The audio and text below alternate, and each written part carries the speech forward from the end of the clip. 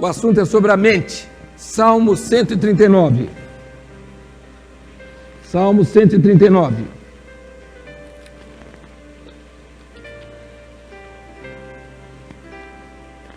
Versos 23 e 24. Vamos ler comigo. Sonda-me, ó Deus, conhece o meu coração, prova-me e conhece os meus pensamentos, e vê se há em mim algum caminho mau, e guia-me. Meus irmãos, existe uma literatura muito grande a respeito da mente, do domínio da mente. Há um autor americano que se esmerou em escrever livros dessa ordem, sobre a mente, sobre o domínio da mente, sobre o poder da mente, como influenciar pessoas. Dale Carnegie. Esse autor teve um fim trágico, infelizmente, apesar dele conhecer muito sobre a mente, aconselhar as pessoas a respeito de mente, ele tirou a própria vida. O nosso assunto a nossa abordagem não tem nada a ver com conselhos. A nossa preocupação não está nesse âmbito de aconselhar as pessoas para que as pessoas sejam boazinhas, para que as pessoas mudem de vida, absolutamente. Nós não entendemos que a nossa capacidade de influenciar pessoas é tão grande que vai resolver o problema de muitas pessoas que estão aqui, que têm problemas sérios, que trazem consigo resultados de uma vida passada, de um tempo, de marcas que ficaram na sua consciência, feridas, e que nós entendemos que somente Deus, o Espírito do Senhor, o Espírito de Jesus, é capaz de operar e tirar de um só golpe todas essas lutas, todas essas marcas, todas essas dores que são acumuladas no decorrer da nossa vida, da nossa existência. Davi é mestre quando ele fala sobre a alma, sobre os sentimentos do homem. Quando ele expressa toda a sua luta, toda a sua aflição, toda a sua dificuldade nos seus salmos. Ele vive momentos de dúvidas, de ansiedades. Ele chega a confessar as grandes lutas da alma. E ele é capaz de dizer de maneira forte, incisiva e muito direta aquilo que se passava na sua vida. Além dos momentos de reflexão, onde ele era levado a jejuns prolongados, as lágrimas, as noites não dormidas. Além disso, os jejuns, ele faz uma proclamação de seus sentimentos, de sua dor.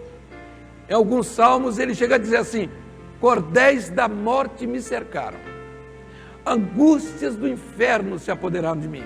Então ele vai numa linha de profundidade extrema, porque ele evoca aqueles elementos mais agressivos da vida e da alma do homem: a morte e o inferno. Cordéis da morte me cercaram, angústias do inferno se apoderaram de mim. Davi inventou todos os tipos de lutas, as traições do seu próprio filho, onde arregimentou os exércitos contra ele, ele desce da sua cidade, aquilo que todos ouviram aqui sobre a obra de Davi, chorando, cabeça coberta, pés descalços, era o homem necessitado. Ele disse: sou pobre e necessitado. Ele sentia a sua pobreza, ele se sentia pequeno diante da grandiosidade de Deus. Mas o Senhor tem cuidado de mim. Em todos os momentos, ele fala das lutas da alma. E quando ele aborda aqui esse salmo, quando ele fala no Salmo 139, ele fala das angústias, ele faz um pedido a Deus: sonda-me, ó Deus, conhece o meu coração, prova-me, conhece os meus pensamentos, vê se há em mim algum caminho mau e guia-me pelo caminho eterno. Ele tinha um desejo, era a eternidade. Quando ele escreve o Salmo 23, ele fala o Salmo do caminho, era o caminho. Ele fala da eternidade, ele fala na habitação eterna, ele fala das lutas dessa vida. Então ele sabia situar o homem nesse contexto da mente. Toda luta do homem, a maior luta do homem está na sua mente. A mente é a sede das grandes lutas do homem, porque ele não pode se livrar de certas coisas, certos momentos que ele passou, das ofensas, das dificuldades, das mágoas, da saudade, da imperfeição daqueles que estão em volta. Então ele é a mente. A mente recebe toda essa carga. E o homem dos nossos dias é um doente. Ele está sempre acumulando as coisas que ele não consegue se desvencilhar dela. É o passado que não foi esquecido. Uma palavra dura que foi dita, uma incompreensão, tantas coisas que estão diante do homem. Mas quando nós paramos, nós vamos observar uma coisa, é que todas as vezes que nós pensamos alguma coisa ruim, coisa que não serve, o único prejudicado somos nós. Nós somos os mais prejudicados. Às vezes nós guardamos uma mágoa, estamos adoecendo por causa daquela mágoa. Às vezes uma ofensa, uma lembrança, uma memória, e queremos nos ver livres daquilo. Queremos ficar livres daquilo. Dormimos, acordamos, é aquilo. De repente estamos alegres, de repente o pensamento. E as lutas, meus irmãos, cada vez elas vão se acumulando na nossa vida. A oração aqui do salmista era essa: sonda-me, meu Deus, sonda-me. Vai lá no fundo, vê o que está errado na minha vida, vê o que está de mal, porque eu não aguento, eu não suporto ver os meus pensamentos. Meus irmãos, pensamento, que coisa difícil de você se libertar. Às vezes entra uma coisa, ali aquilo fica martelando. Coisas sempre ruins, que as coisas boas a gente esquece logo, mas coisa ruim, ela vai: Senhor, eu não quero pensar nisso, mas aquilo vem. Senhor, estamos sempre nessa luta constante. Às vezes nos livramos de algumas coisas, conseguimos nos livrar. E quando nós fomos chamados para o Evangelho, para servir o Senhor nos chamou para nos dar uma mente diferente. Nós fomos salvos para termos uma mente firme no Senhor. Nós somos reféns dessa mente, mas nós temos que nos livrar disso. E Ele nos chama para conhecermos os valores que Ele estabeleceu no projeto eterno. E nós ficamos, às vezes, aceitamos a Jesus, e os valores que Ele propõe para nós, eles estão sempre ficando de lado, estão sempre esquecidos, porque a nossa vida, a nossa mente está comprometida com o passado. Bodas de prata, bodas de ouro, vamos comemorar as bodas de ouro, tá tudo bem. Mas no dia do casamento, você disse que eu era feia. Nunca te perdoei, viu? Mas eu falei isso. E as pessoas não se dão conta de que o homem é um ser muito sensível. A coisa que você às vezes diz, ele não leva em conta. Um momento que ele não leva em conta. Mas a coisa que você diz, a mesma coisa, ele leva aquilo a sério. Ele está vendo? Já é a segunda vez que ele fala isso comigo. E as pessoas vão vivendo assim, e a mente vai sendo atingida. Às vezes nós ficamos com ódio, temos raiva. Vem uma pessoa e diz, fulano falou isso assim de você. Eu vou matar aquele camarada. É só a vontade que dá, apertar o pescoço de torcer e deixar se acabar. Não é? Mas um pescoço que está sendo torcido é o seu mesmo.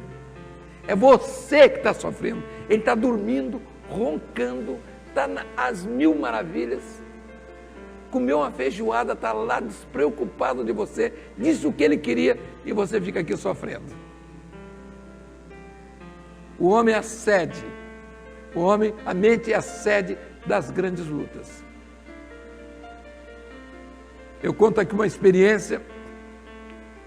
Uma jovem foi chamada para ir visitar a mãe, que estava no hospital em estado terminal. O tio dela foi chamá-la e ela tinha outros irmãos que ela cuidava. Quando chegou no hospital, disse, olha, sua mãe quer falar com você. Ela chegou, trouxe as outras irmãs, parou em frente à mãe, disse, o que é que você quer? Não, eu queria morrer em casa. Queria morrer em casa. Aí a jovem disse para ela, morrer em casa? Você tem que morrer aí mesmo. Seu lugar é aí. Porque o dia que você nos abandonou lá, deixando meu pai naquele sofrimento, e nós, eu, tomando conta dos filhos, dos seus filhos lá, são meus irmãos lá, você não lembrou disso não. Você tem que morrer é aí mesmo. As pessoas guardam. É o momento da agressão. Eu não posso imaginar o que teria acontecido depois com essa jovem. Naquele momento, ali. E as pessoas vão guardando as coisas, o tempo vai passando. No último seminário, eu não me lembro quando, eu entreguei essa mensagem, há 1 ano e tanto, e uma jovem senhora veio me procurar. Disse, olha, eu hoje recebi uma grande bênção. Eu sou convertida há 15 anos. Eu era a única da minha família que se converteu. Mas meu pai, ele me perseguiu tanto, mas ele me perseguiu tanto. Ele me batia, ele me xingava. Tudo que não prestava era comigo. E meu pai morreu de câncer. Mesmo antes dele morrer, ele telefonava para me dizer impropérios e tudo isso. Eu nunca pude perdoar meu pai. Eu não pude perdoar. Eu não tinha como perdoar meu pai. Mas hoje aqui aconteceu um fato independente da minha vontade. Hoje isso acabou. Hoje aqui, Deus tirou isso do meu coração. Eu não vou prolongar Não vou prolongar nada. Mas eu quero dizer uma coisa para todos que estamos aqui. Existem coisas na nossa vida que nós não esquecemos nunca. Nós vamos perdoando, perdoa isso, aquilo, mas há carros ferrados. Houve um momento que Israel estava em luta contra os inimigos, mas os inimigos tinham carros ferrados, eles não saíam dali do lugar. Ninguém tirava aqueles carros ali do lugar. Meus irmãos, a nossa mente às vezes tem carros ferrados. Se você parar agora, você vai ver isso. Um carro ferrado. Por que fulano fez isso comigo? Por quê? As coisas vão acontecendo assim e nós vamos acumulando tanto. E eu vou terminar contando um fato interessante que se deu lá em Vila Velha. Duas pessoas eram muito amigas. Elas discutiram um dia e se apartaram, tinham ódio mortal. Uma se converteu e ficou na luta. Senhor, o que eu vou fazer? O que eu vou fazer para falar com aquela pessoa? Senhor, abre uma porta. Senhor, eu não posso continuar te servindo assim. Eu passo por ela, ela fecha a porta da casa. O Senhor falou com ela que no dia certo ela faria isso. E um dia ela ia atravessando a rua, a casa estava de frente, e a mulher estava saindo de lá e olhou para ela e saiu correndo, abriu o portão e veio abraçá-la. E as duas choraram na rua. Ela tinha se convertido também. Meus irmãos, nós vivíamos assim. A nossa luta é essa. Às vezes é um ente querido, pessoa tão amada, e nós desprezamos uma palavra, esquecemos dos favores que recebemos, esquecemos daquelas pessoas que oram por nós, que choram por nós, tratamos às vezes mal, não damos o valor àquelas pessoas humildes, pessoas simples, e nós acumulamos tantas coisas que não vale a pena. É o lixo da vida. A mente, às vezes, é um lixo que você guarda e não tem lugar. Interessante que foi dada uma aula para crianças sobre a mente. E a pessoa teve uma ideia, né, didática, onde ela botava um cérebro e tinha um espaço no cérebro. E dentro daquele espaço havia uma caixa. Havia um lixo dentro daquela caixa, aquele lixo era tirado, eram colocadas pedras preciosas ali, e a caixa era fechada. Meus irmãos, nós às vezes deixamos as pérolas, as bênçãos do Senhor, deixamos e acumulamos o lixo. A palavra que veio, imprópria, somos humanos. Às vezes esquecemos. Uma das grandes lutas no governo da obra, é essa. É você reconhecer as pessoas como elas são. Você lida com pessoas excepcionais, extraordinárias, mas ela tem sempre uma banda podre. Tem sempre a banda podre. Se você não administrar aquela banda podre, você não vive com ninguém. Você não vive com ninguém. É por isso que hoje os casais vivem para um canto todo, marido e mulher para um canto todo. Por quê? Porque a banda podre de um não aguenta a banda podre do outro. Não é bem sobre isso que eu quero falar, porque eu não quero aconselhar casais aqui. Eu quero dizer uma única coisa. Só Deus. Só Deus. E a sua oração é uma só. Senhor, sonda o meu coração. Vê o que o Senhor pode tirar da minha vida agora. Não precisa você ficar recordando do bom, do ruim. Não. Deixa o Senhor operar agora. Então esse é o momento que estamos terminando o nosso seminário. E você precisa de viver.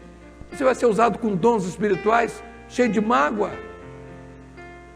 Não é? como é que você vai ser usado pelo Senhor? Sem gratidão, ódio. Há pessoas que abominam a si próprio. Eu não tolero mais a mim. Imagine os irmãos, quando uma pessoa diz isso. Deve virar um bicho, né? Uma fera para cima dos outros. O peso é grande. O peso que nós trazemos é muito grande. E nós somos o maior problema. Não são os outros, não somos nós. O problema está em nós. E o salmista diz assim: sonda-me, ó Deus, sonda-me. Vê os meus pensamentos. Vê se há em mim algum caminho mau. Vamos ficar assentados como estamos. E o louvor que vai ser cantado é o momento que nós vamos colocar diante do Senhor a nossa vida.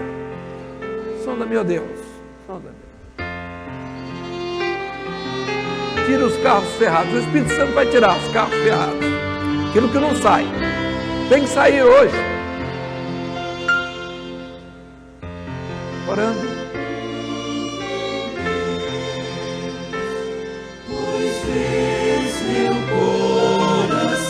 Vou traduzir.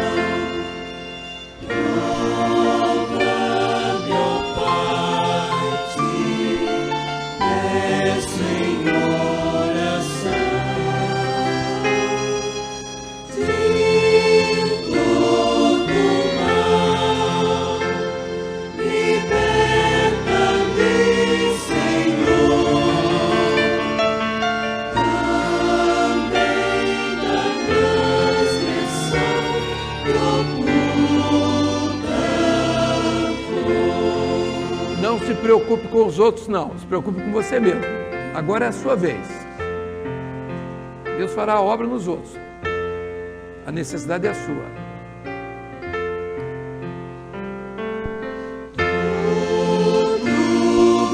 Não sabe, deixa que Deus vai tirar. Dê um pensamento, dê o que está dentro. O Senhor pode fazer isso. Você esqueceu hoje, mas vai lembrar amanhã. Mas Deus vai tirar hoje. Nossa, Ele me ama. Ai, serei sou de raiva.